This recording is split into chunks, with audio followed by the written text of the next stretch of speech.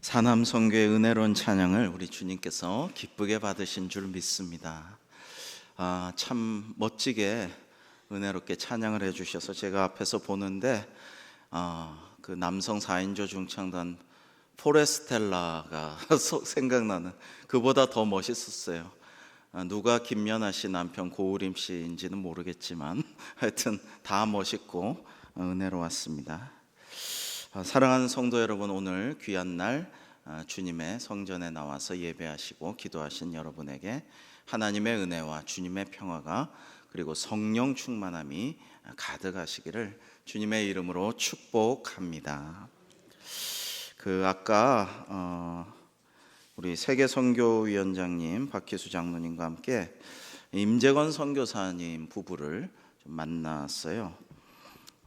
많은 이야기를 오랫동안 좀 나눴습니다. 원래 올해 봄에는 우리 대광교회 40주년 기념교회로 세운 넝행교회를 올해는 꼭 가려고 했는데 의외로 작년만 해도 빨리 오시라고, 얼마든지 오시라고 넝행교회 성도들이 너무나 오래 기다려왔다고, 빨리 오시라고, 많이 오시라고 그랬는데, 근데 올해 봄에는 좀 아직도 코로나랑 교회 상황이 좀 여의치 않다고 좀 그러셔가지고 아주 소수로만 가려다가 조금 미루게 되었어요. 그래서 이번 가을에는 얼마든지 인원 제한 없이 오셔도 될 것 같습니다. 이제는 그런 이야기를 하셔서 감사하다 그러고, 좀 늦었지만 헌당 예배도 가서 드릴 수 있도록 준비를 하고 의논을 많이 하였습니다. 꼭 기도해 주시면 감사하겠고요. 근데 저도 이제 중국과 동남아 선교도 관심이 많고 해서 우리 선교위원장님과 이야기를 좀 많이 오래 나눴어요.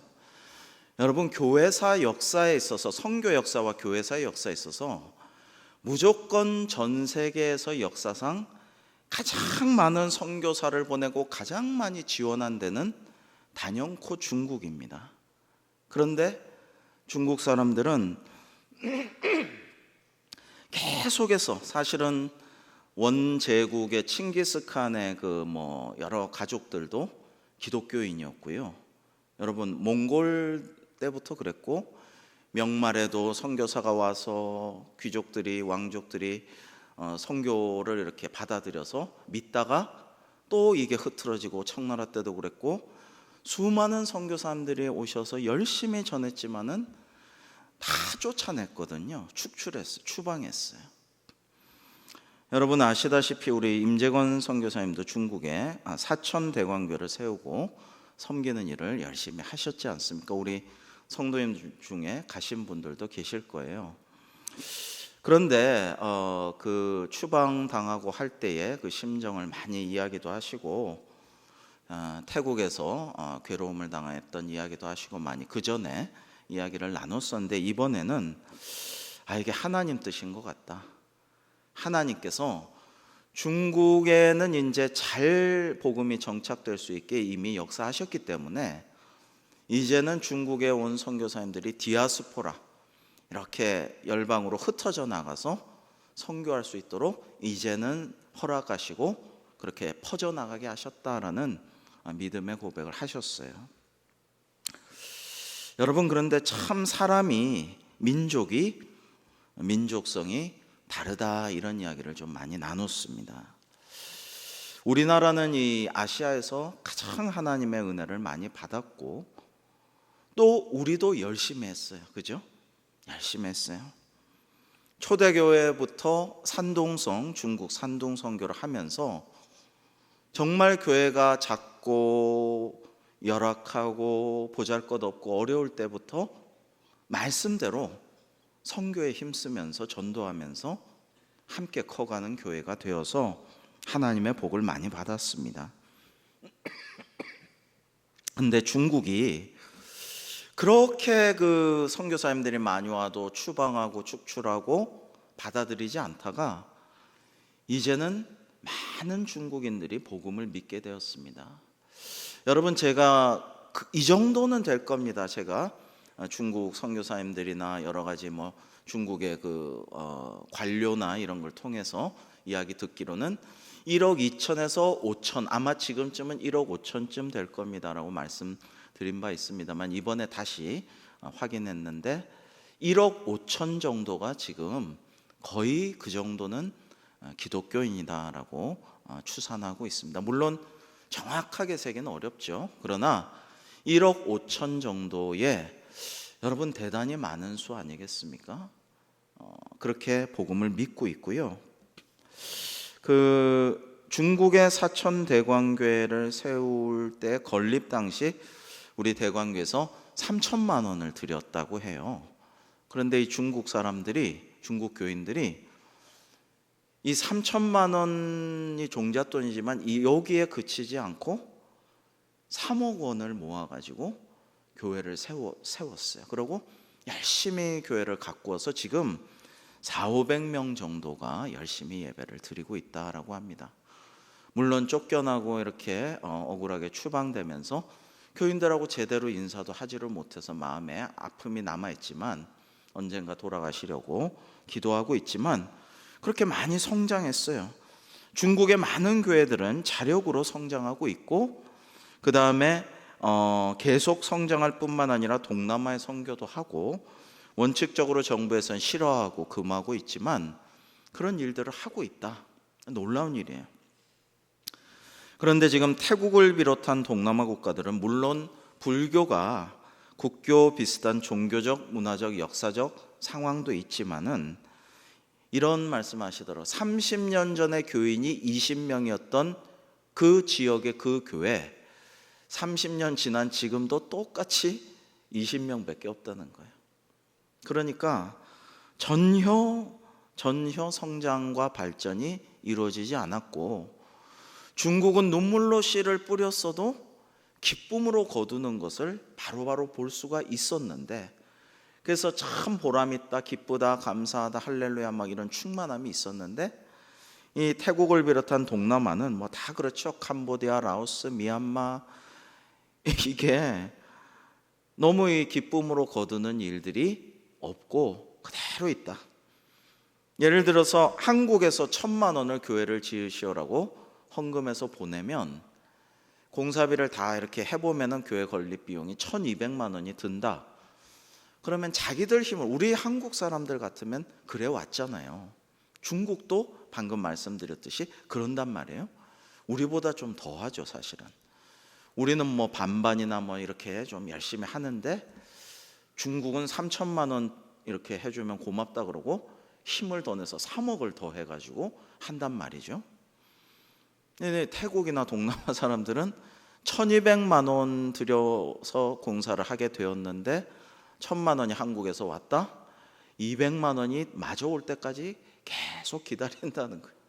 자기들이 200만 원 마련할 생각은 전혀 안 하고, 그러니까 얼마나 답답한가. 그래서 사실은 태국도 오랫동안 선교해 왔죠. 그리고 태국은 여러분 아시다시피 전혀 외침을 당하지 않았죠. 외교도 잘하고 여러 가지로 지정학적으로 모든 것들을 잘 해가지고, 왕도 잘 이렇게 국민들과 화합해가지고 한 번도 외세 지배를 받은 적이 없거든요. 근데 이 태국의 선교를 열심히 해왔는데 아직도 태국의 기독교인 비율은 0.7%에 불과하다라는 것입니다. 매우 적죠. 1,000명 중에 7명밖에 되지를 않는다라는 거예요. 100에 1명도 안 믿는다는 거죠.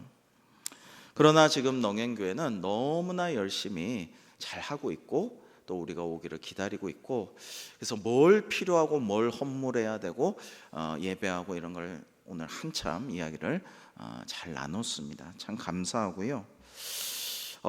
그리고 이제 그런 얘기가 우리가 서로 나눌 때 참 은혜가 되었는데, 우리 대한민국도 그렇지만 선교의 역사에서, 교회사에서 똑같아요.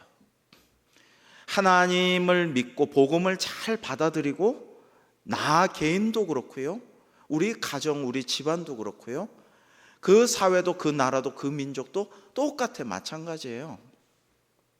하나님 잘 믿고 말씀에 순종하고 열심히 성실히 부지런히 정직하게 말씀대로 살아가면 복을 주신다는 거예요.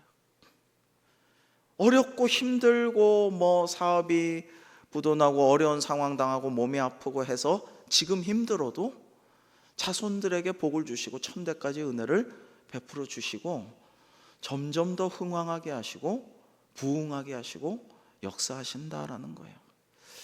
경제 성장이 쫙 되는 나라들이요, 교회 열심히 다니고 믿음 생활 잘하고 말씀에 순종한 나라들 부강해져요.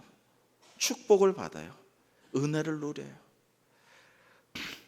근데 그렇지 않고 그대로인 나라들은 아무리 시간이 지나도 여전히 그대로임을 알 수가 있습니다. 이것은 개인에게도 마찬가지입니다. 오늘 우리가 나누는 이 말씀의 결론은요 14절이에요. 오늘 말씀의 마지막 절인 14절이죠. 같이 한번 읽어볼까요? 14절만 시작. 청함을 받은 자는 많되 택함을 입은 자는 적으니라. 아멘. 그 예수님께서 우리에게 비유로 말씀하신 오늘의 말씀의 핵심 결론은 이거예요. 청함을 받은 자는 많아요. 비가 오나 눈이 오나 바람이 부나 우리가 전도하고 전화하고 권면하지만 사실은 요즘에 예수님 모르고 하나님 모르고 성경 모르지는 않죠. 사람들이 안 믿고 거부하고 외면하고 나 즐길 시간도 없다, 나 놀 시간도 없다, 나 쉴 시간도 없다 이러면서 도망 다니는 거죠. 그러나 청함을 받은 자는 많지만 택함을 입은 자는 적은데 그 택함을 입은 자는 영원한 생명 구원과 복락을 누리고 아무도 그것을 빼앗을 수가 없게 되는 거예요. 여러분, 여기 계신 저와 여러분은 복의 근원이고 축복의 통로인 거예요.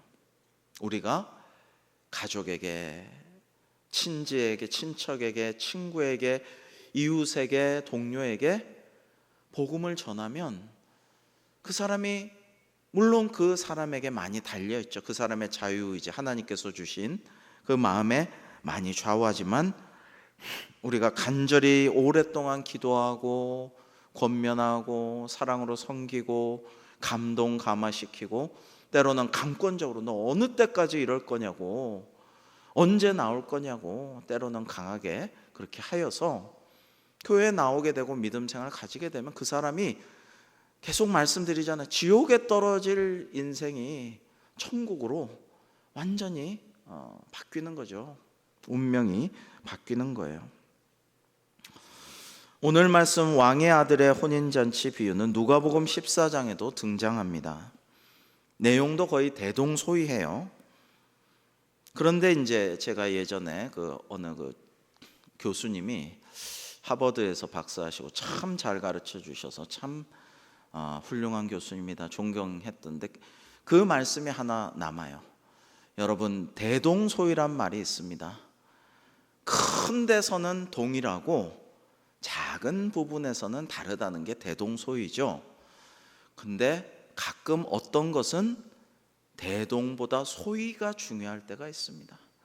우리가 다 같이 흘러가고 다 같이 이 인생 세상살이 다 물결에 휩쓸려 살아가는 것 같지만 정말 작은 부분이 그게 핵심이고 그게 중요할 수가 있어요. 사람들은 그거 작을 줄 알아요. 전도하는 거, 또 전도하네, 어떻게 도망갈까?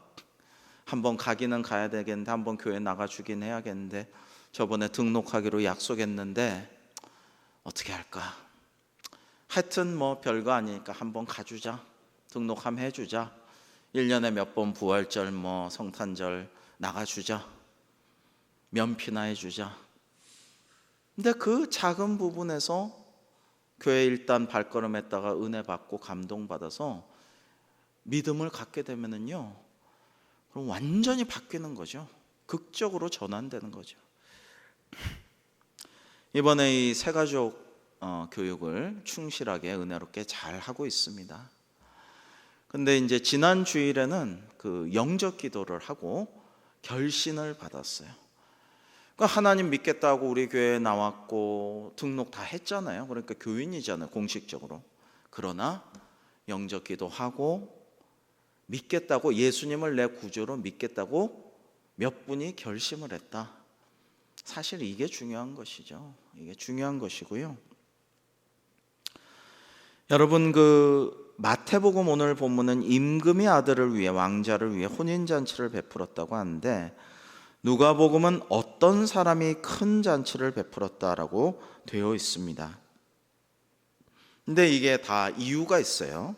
모든 일에는 다 뭐가 다르면 대동소이하더라도 소이의 이유가 있는데, 이 모든 일에 다 이유가 있다라는 것을 하나님의 예정이다 또는 섭리다라고 말할 수가 있는 거죠.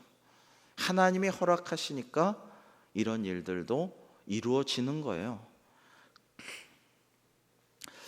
여러분, 6.25 전쟁, 이번 주일이 6월 25일인데 사실 6.25라는 것은 1950년 6월 25일 주일 새벽 4시에 북한군이 남침함으로써 많은 군인들이 휴가나 외박 외출 나가 있는데 기습적으로 공격해서 시작이 되었는데, 1953년 7월에 3년 한 달 넘게 지속이 되었던 전쟁이죠. 자, 그런데 이런 모든 일에 다 이유가 있어요. 이유가. 원래는 남한보다 북한이 옛날엔 더 잘 살았고, 소련제 탱크도 가지고 있었고, 더 부강했고, 경제적으로 나았고, 그 다음에 북한의 기독교인들이 압도적으로 많았죠. 근데 이 일을 통해서 남한으로 하나님 믿는 성도들이 쫙 월남하게 되었어요. 다 하나님 뜻이 있는 거예요. 근데 지금까지 살아오는 역사에서 많은 사람들이 전쟁이 나도, 지금 러시아도 그럴 거예요. 전쟁이 나도 뭐 어려운 사람들 파병시키고, 힘 있는 사람들, 부유한 사람들은 자식들 빼돌리고 안 나가게 하고, 옛날에 이스라엘과 아랍 전쟁할 때 그랬잖아요. 그래서 이스라엘이 이겼잖아요. 다 나라 지키려고 해외에서 나와가지고 전쟁에 이스라엘 사람들은 스스로 자원해서 군대 들어가지만, 아랍의 왕족, 귀족, 부자들은 다 아들들 빠지고, 이게 이길 수가 없는 전쟁이었던 거죠. 그런데 예전에는 다 빠질 사람 빠지고 누릴 사람 누리고, 고통당한 사람들에게 짐을 다 지우고, 전쟁 시에도 전시에도 그랬단 말이에요. 근데 오늘날 허락하시는 하나님의 역사, 허락하시는 섭리와 예정에는 다 모든 것들이 공평하게, 동일하게, 동등하게 돌아가게끔 사회가 돌아가는 추세가 되어 있어요. 그러니까 코로나를 미국의 대통령도 피할 수 없었고, 영국의 총리도 피할 수 없었고, 대단한 연예인들, 배우들도, 가수들도 피할 수가 없었어요. 그죠? 누구나 똑같이 걸린 거예요. 그러면서 자연 환경도 지금 산불, 어제 목사님들 좀, 노예 목사님들 좀 만나서 이야기하고 좀 많이 의논하고 하는데, 미국에 갔던 목사님이 못 돌아올 뻔했다는 거, 큰일 날 뻔했다는 거예요. 뉴욕의 JFK 공항이 캐나다의 산불 연기가 하도 심해가지고 비행기가 연기 때문에 못 떠가지고 부랴부랴 다른 데로 가서 겨우 올 수가 있어서 큰일 날 뻔했다. 뭐 독일에, 이탈리아에 갔던 목사님들도 막 환경의 어려움, 이런 얘기들을 많이 했어요. 제가 새벽에 좀 나눴습니다만은, 참 이게 누구에게나 오게끔 지금 되어 있는 상황이고요. 자, 또 좋은 점도 있어요. 성령님께서 예전에는 왕에게, 제사장에게, 예언자에게, 사사에게 내리셔가지고 그들이 성령 충만하여 백성을 구원하고 지도하고 말씀을 선포하고 이렇게 했지만, 지금은 모든 사람에게 물 붓듯이 부어주시는데 비처럼 내리도록 부어주시. 비는 악인과 선인과 누구에게나 다 주시잖아요. 그러니까 모든 사람에게, 남종과 여종에게 남녀노소 구분 없이 다 주신다. 성령을 사모하면 다 주시고 충만케 하신다. 그런 시대가 왔어요.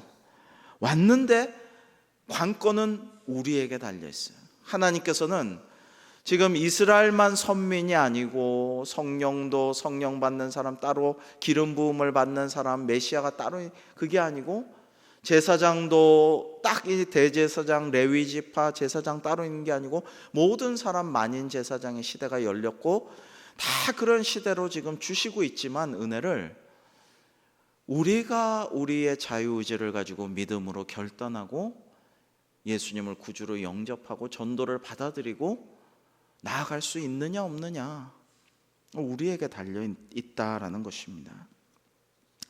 그래서 그 오늘 말씀 왕의 아들의 혼인잔치 비유는요, 누가복음도 마찬가지 종말에 일어날 구원에 대한 초대를 말씀하고 있는 거예요. 이게 종말에 대한 이야기고 구원의 초대에 대해서 말씀을 하고 있습니다.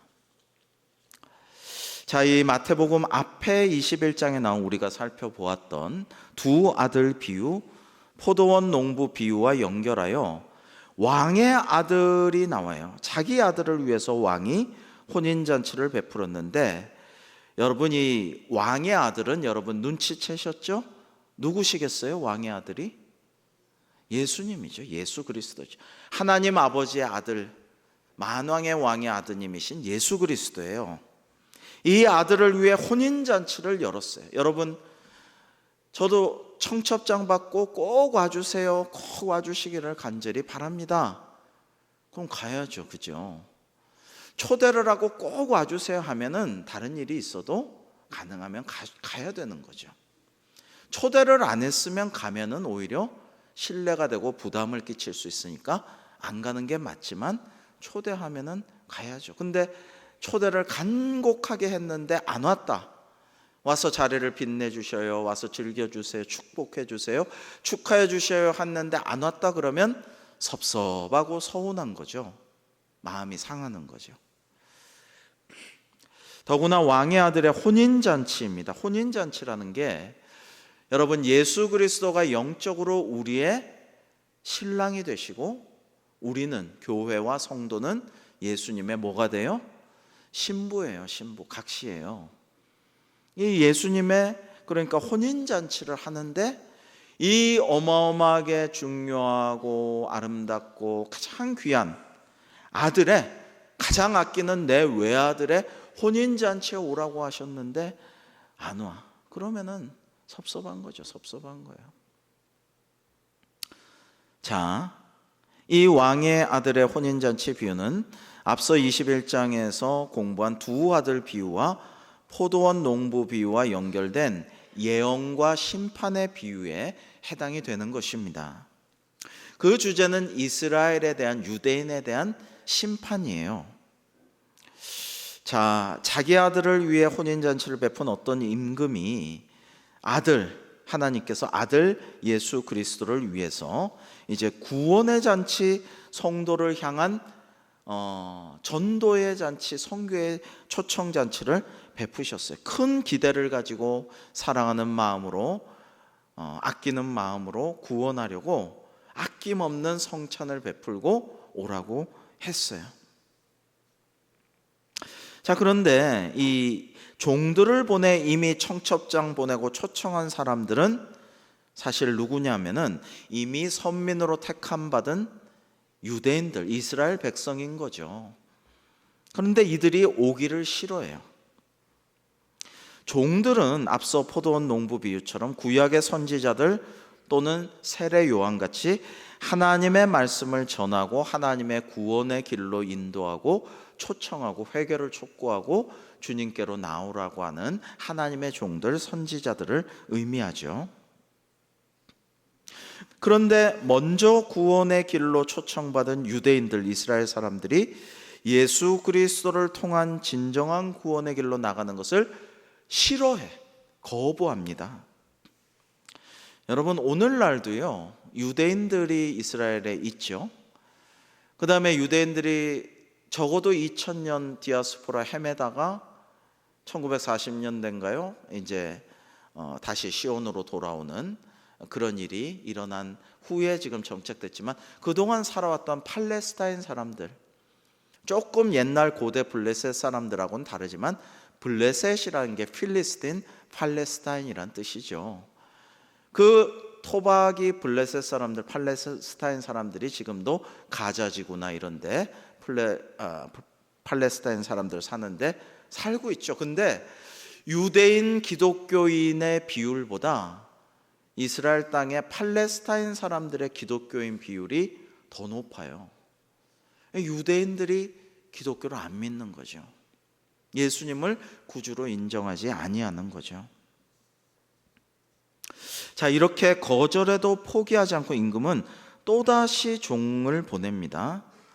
자, 이것은 하나님께서 계속해서 구약의 선지자 혹은 사도들과 주님의 제자들을 세상을 사랑하사, 세상을 이토록 사랑하사 계속 보내시는 거죠. 계속해서 포기하지 않고 살라고, 복 받으라고, 영생구원 누리라고, 불쌍하다고 포기하지 않고 계속 보내는 거예요. 게다가 나의 소와 살찐 짐승을 잡고 모든 것을 갖추었으니 혼인잔치에 오소서라고까지 극진한 예우를 갖춰 정중하게 초청을 하지만 반응은 다양한데 다 오기를 싫어해요. 참 왜 그럴까 싶지만 그런 거예요. 돌아보지도 않고, 이거는 뭐예요? 철저하게 무시하는 거죠. 무례하게 돌아보지도 않고, 한 사람은 자기 밭으로, 한 사람은 사업하러, 오늘하고 똑같죠? 사업하느라고 나 바빠. 그러고 그 다음에 또 어떤 사람은 정말 남은 자들은 종들을 잡아 모욕하고 죽였어요. 그냥 그 구원의 소식에 대해서 청첩장 가지고 오고 너무나도 성대하고 화려하고 귀한 음식 차리고 꼭 와주시기를 앙망하나이다 예를 다해서 초청했는데 싫으면 그만이지 잡아서 모욕하고 죽였어요. 그러니까 임금은 정말로 화가 났습니다. 자, 이렇게 하나님의 구원의 소식 복음을 들고 찾아온 자들을 모욕하고 잡아 죽인 자들이 유대인들이라는 거예요. 그게 옛날부터 선지자들을 박해하고 엘리야도 대적하고 예레미야도 괴롭히고 이사야도, 이 사람들이 한 행동이 그런 거예요. 세례 요한도 결국에는 헤롯 왕이 잡아다가 죽이고 예수님도 결국에는 못 박아 달도록 로마에 넘기고 차라리 바라바를 풀어주고 예수님을 못 박으라고 한 이 사람들이 유대인이라는 것입니다. 사도와 제자들도 주님 이후에도 핍박하고 죽일 사람들이죠. 자, 이 포도원 농부 비유와 비슷하게 왕은 크게 진노하고 군대를 보내 살인한 자들을 진멸하고 그 동네를 불사르고 철저하게 응징을 하죠. 그런 다음에 임금은 이미 초청된 사람들 대신 내거리 길에 가서 사람 만나는 대로 모두 초청하라고 명해요. 이에 따라서 종들은 길에 나가 악한 자나 선한 자나, 참 여러분 이게 하나님의 뜻이란 말이에요. 우리는 교회 선한 사람만 있는 것은 사실 아니에요. 의인만 있는 것은 아니에요. 교회는 사실은 죄인의 공동체예요. 그러나 죄인이 회개하고 하나님 믿고 은혜 받고 말씀으로 변화되어서 의인이 되는 거고요. 사실 우리가 누가 완벽하게 의인이라고 할 수가 있겠습니까? 그러나 하나님께서 의인이라고 인정해 주는 거예요. 보석금 주고 그냥 풀어주고 자유롭게 해주는 거예요. 죄가 남아있지만은.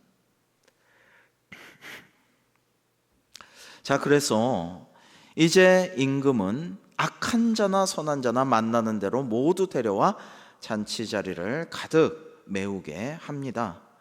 그래서 혼인잔치에 손님들이 이제 가득하게 되었어요. 누가복음에서는 그 가난한 자들과 몸 불편한 자들과 맹인들과 저는 자들을 데려오라라고 나오는데요.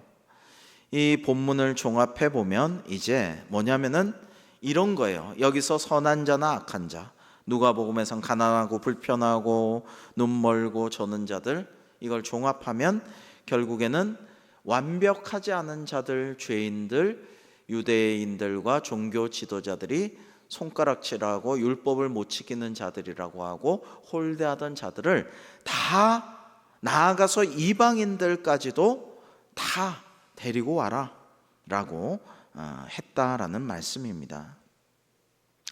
그런데 이제 마지막에, 오늘의 에피소드의 마지막에 손님을 이렇게 임금이 보러 들어와 가지고는 예복을 입지 않은 한 사람을 봤다고 합니다. 여러분 요즘에 상공플러스도 열심히 밤늦게도 말씀도 나누고 이렇게 해서 참 감사하고 참 귀한데요. 큐티를 하고 말씀을 읽고 나누다 보면 그런 얘기를 가끔 하셔요. 원래 그런 겁니다. 그렇습니다. 저도 그렇습니다. 그런 얘기를 해드리는데, 읽다 보면은 전혀 그전에는 생각지 못했던, 그냥 읽다가 지나쳤는데 이런 뜻이 있구나라는 것을 알 수가 있어요. 깨달을 때가 많죠. 자, 여러분 11절에 보시면 임금이 손님들을 보러 들어올세 거기서 예복을 입지 않은 한 사람을 보고라고 하였어요. 자, 그러면 예복을 입지 않은 한 사람을 봤으면 나머지 많은 혼인잔치 좌석을 꽉 메운 나머지 여기저기서 어중이 떠중이지만 불려 모아서 자리를 가득 채운 왕자의 혼인잔치의 하객들은 예복을 그 한 사람 빼고는 입었어요? 안 입었어요? 입었죠. 한 사람이 예복 안 입은 거예요. 예복을 다 입었어요. 근데 여러분 생각해 보십시오. 길거리에서 악한 사람, 선한 사람, 다리 저는 사람, 눈 못 보는 사람 앉아서 구걸했겠죠. 눈 못 보는 사람, 뭐 장애인, 가난한 사람, 뭐 생업에 바쁜데 오늘 오면은 왕자님 혼인잔치에서 너무 맛있는 거 주고 선물도 주실 거야. 그래? 그러면 오늘 내 하루 일하는 것보다 거기서 배불리 하루 먹고 선물 받는 게 낫겠다. 그래서 왔겠죠. 그 사람들이 예복이 어디 있어요? 예복이 어디 있습니까? 임금이 줬겠죠. 그죠? 임금이 그 궁궐에 있는 좋은 옷들을 다 그냥 사이즈, 궁궐에는 많이 있으니까 사이즈별로 이렇게 성가대 예복 입듯이 다 가운 같은 거를 다 좋은 옷들을 줘서 그거를 갖춰 입고 앉게 했겠죠. 궁정의 행사에 참여하거나 왕을 아련하는 자에게 왕이 예복을 하사하거나 빌려주던 그런 일들이 있었는데 아마 그렇게 했을 것입니다. 왜냐? 지금 성대하고 아름답고 가장 귀한 왕의 아들의 왕자의 혼인잔치를 하는데 정말 추레하게 그냥 원래대로 있으면은 좀 그렇잖아요. 그러니까 궁정에서 다 예복을 입혀서 준 거예요. 자, 그런데 그 예복을 입지 않은 한 사람은 있어요. 임금이 친구여, 이 친구야, 어찌하여 예복을 입지 않고 여기 들어왔느냐 하니 그가 아무 말도 못했어요. 아니, 제가 예복이 어디 있습니까? 갑자기 불려와서 왔는데, 이게 아니에요. 왜? 궁정에서 다 줬으니까. 그러니까 이 사람은 성경에는 없지만 뭐라고 추정할 수 있어요? 예복을 줬는데도 귀찮으니까 더워, 난 이런 거 안 어울려, 나 이거 입기 싫어하고 뿌리치고 들어와 버린 거죠. 그러니까 할 말이 없어요. 임금이 손수 물어보시는데 아이고, 임금님 앞에서 할 말이 하나도 없어요. 정말 미안하고 송구하고 부끄럽죠. 아무 할 말이 없어요. 그러자 이제 친구여라고 다정하게 말씀을 나누려고 했지만 아무 대답 못하는 그를 보고 사정을 파악한 임금은 사원들에게 그 손발을 묶어 바깥 어두운 데 내던지라. 여러분, 바깥 어두운 데라는 것은 음부라고 합니다. 스올, 이것은 지옥을 상징하죠. 구원의 자리에 나왔으나 쫓겨나서 지옥으로 떨어지게 되는 거죠. 거기서 슬피 울며 이를 갈게 되리라, 이렇게 말씀하시는 것을 봅니다. 이것은 하나님께서 구원의 자리로 초청하시는 그런 정황에 그것을 애써 거부하고 철저히 무시하거나 오히려 왕의 종들, 하나님의 종들, 하나님의 사자들을 능욕하고 핍박하고 박해하고 죽이던 이런 사람들에 대한 심판, 예복을 주었는데도 거부한 자의 말로 이것을 나타내신다라는 것을 알 수가 있습니다. 자, 여러분이 예복이라는 것은 원래 너무 빛내려고만 하는 건 아니에요. 제가 주일날 입는 이 예복 가운도 스톨은 말씀을 상징하고요. 그래서 장로님들은 스톨은 안 하시지만 이 예복 가운, 또 성가대 가운, 이거는 뭐 거룩해 보이고 화려해 보이려는 것보다도 물론 단정하고 아름답게 정결하게 하려는 것도 있지만 또 자신을 가리는 의미가 있어요. 막 화려한 옷을 입고, 여러분 교복을 입으면은 다 똑같은 옷을 입고 학교에 오는 거잖아요. 학생들이 마찬가지로 똑같은 성가대 가운을 입고 예복을 입고 하면서 하나님께 나 자신은 드러내지 않고 뭐 몸매나 뭐 내 부나 이런 걸 드러내지 않고 그냥 이걸로 가리고 하나님께 경배하는 거예요. 여러분, 예복은 하나님께서 입혀주시는 의의 옷, 구원의 옷, 이사야 61장에 나오는 그런 옷을 상징하고 의미하는 것입니다. 또 세례 요한과 예수님께서 천국에 들어가는 조건으로 말씀하신 회개와 믿음이라는 옳은 행실, 로마서 10장과 계시록 19장에 나오는 그러한 것이기도 합니다. 우리 구약과 신약 한 군데씩만 읽어보겠습니다. 이사야서 61장 10절입니다. 이사야 61장이 성령에 대해서 참으로 중요한데요. 이사야 61장 10절 읽겠습니다. 시작. 내가 여호와로 말미암아 크게 기뻐하며 내 영혼이 나의 하나님으로 말미암아 즐거워하리니 이는 그가 구원의 옷을 내게 입히시며 공의의 겉옷을 내게 더하심이 신랑이 사모를 쓰며 신부가 자기 보석으로 단장함 같게 하셨습니다. 아멘. 딱 그거죠. 구원의 옷을 입히신다. 하나님께서 구원의 옷을 입히시고 신랑 신부 단장함과 같다, 이런 말씀이 나오고 계시록 19장 8절 말씀도 같이 읽겠습니다. 시작. 그에게 빛나고 깨끗한 세마포 옷을 입도록 허락하셨으니 이 세마포 옷은 성도들의 옳은 행실이로다 하더라. 아멘. 자, 여러분, 주님께서는요 오늘 비유의 결론으로 이렇게 말씀하셨습니다. 우리가 아까 함께 읽었죠. 14절, 청함을 받은 자는 많되 택함을 입은 자는 적으니라. 임금이 처음에 초청한 사람들은 많았습니다. 정성을 다해 청첩장을 만들고 종들을 보내서 정중하게 예를 다해 모셨습니다. 그러나 거부했습니다. 어떤 이는 무시하고 딴 데 가고, 어떤 이는 종들을 잡아 모욕하고 죽이기까지 했습니다. 또 종들을 보냈는데요, 그 다음에 초청을 받아서 누구나 와서 자리에 앉아있지만 기껏 궁정에 들어올 때 예복을 입혔어도 한 사람은 그걸 그나마 귀찮다고 그마저도 거부하고 추레한 복장으로 무례하게 와서 떡하니 앉아있다가 빨리 밥이나 나왔으면 좋겠다 이러고 있다가 임금한테 된통 걸리고 쫓겨나 어두운 데 슬피 울며 이를 가는 그런 지옥에 떨어지는 상황이 되고 말았습니다.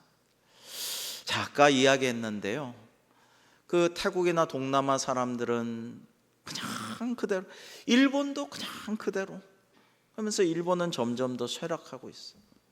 여러분, 우리나라는 정말 극빈자고 전쟁에다가 뭐 너무나도 불쌍한 나라, 비참한 나라, 가난한 나라, 동족 상잔의 냉전의 어떤 그 전장이 된 나라. 근데 하나님 열심히 믿었어요. 성경 암송하고 말씀대로 살려고 하고 주일 성수와 11조가 한국 교회의 대표적인 상징. 열심히 기도했어요. 철야 기도했어요. 새벽 기도했어요.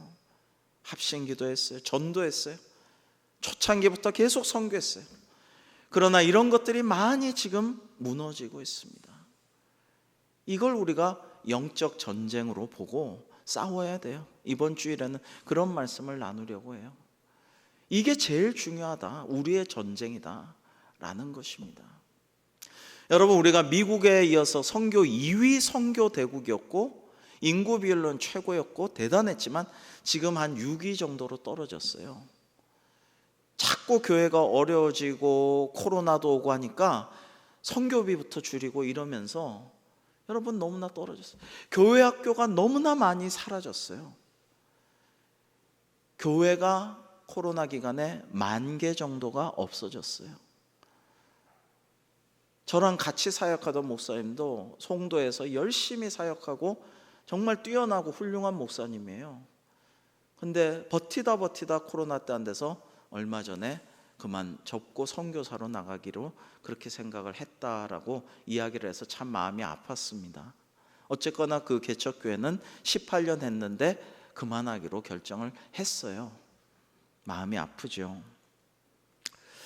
여러분, 힘들어도요, 우리가 하나님을 믿고 우리가 때를 얻으나 못 얻으나 전도하고 아무리 힘들어도 선교에 열심히 하고 이러면 하나님께서요, 위험하지만 기회가 되도록 영적인 전화위복을 주시고 우리에게 다시 은혜와 복을 내려 주실 줄로 믿습니다.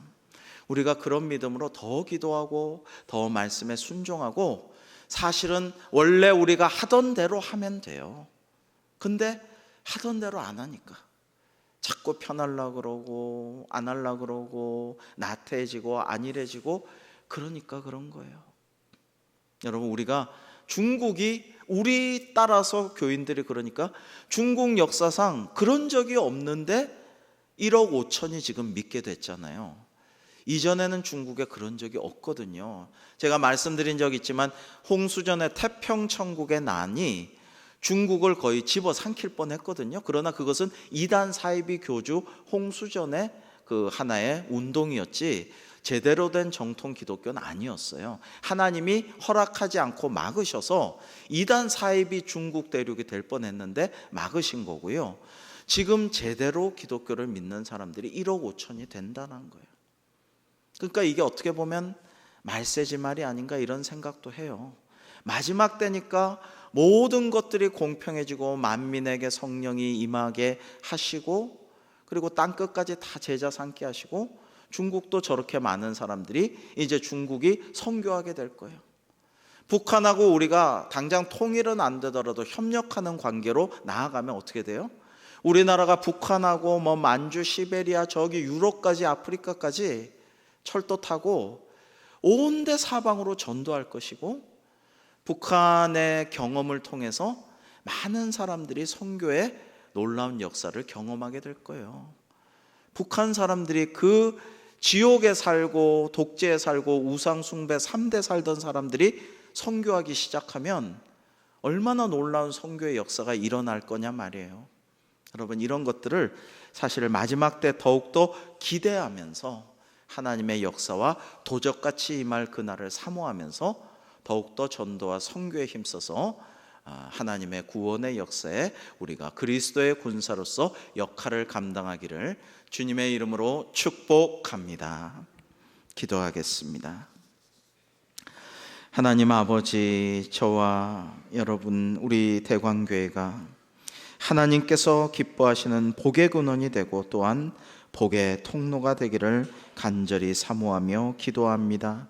주님께서 이 말세지 말에 저희 대광교회를 사용하여 주셔서 더욱더 전도하게 하시고 사랑하게 하시고 섬기게 하시고 희생도 하게 하여 주옵시며, 또 다음 세대를 축복하고 잘 믿음으로 말씀으로 양육하게 하시며, 또 땅끝까지 제자 삼고 세례주며 선교하게 하여 주셔서 하나님께 큰 영광을 돌려드리며 주님께 크나큰 상급과 칭찬받는 저희들 다 될 수 있도록 사용하여 주옵소서.